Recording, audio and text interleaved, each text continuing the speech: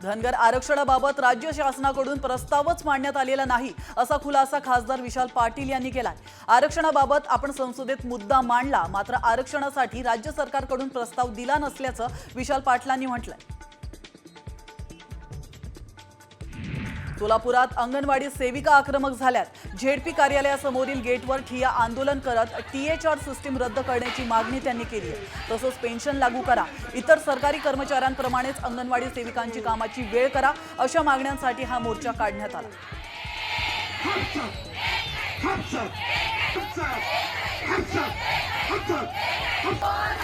छतरी उठा के, छतरी लहरा के। पतीने आणि सासूने महिलेवर कोयत्याने हल्ला चढवल्याची धक्कादायक घटना सोलापुरातील कुर्डुवाडीमध्ये घडली आहे। पत्नीला मिळालेल्या लाडकी बहीण योजनेचे पैसे पतीने दारूसाठी खर्च केलेत। त्याबाबत पत्नीने जाब विचारल्याने दारुड्या पतीने आणि सासूने देखील तिच्यावर थेट कोयत्याने हल्ला केलाय। या प्रकरणी पती आणि सासूवर गुन्हा दाखल करण्यात आला।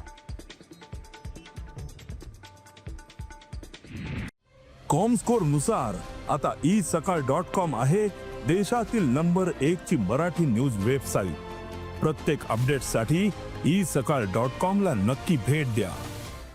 सांगलीत कुस्तीप्रमाणे बैलगाडी स्पर्धेला देखील राज्य सरकारने मान्यता द्यावी अशी सरकारकडे मागणी केली आहे। राज्यस्तरीय आणि जिल्हास्तरीय स्पर्धेचं आयोजन करावं अशी मागणी जयंत पाटलांनी केली आहे।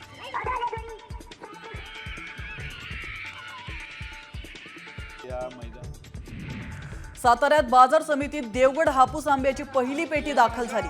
एका व्यापाऱ्याने तब्बल 20,000 रुपयांचा उच्चांकी भावाची बोली करून देवगड हापूस आंब्याच्या मानाची पेटीला आपल्या घरी आणलाय। यावेळी साताऱ्यासह परिसरातून मोठ्या संख्येने व्यापारी बाजार समितीमध्ये उपस्थित होते।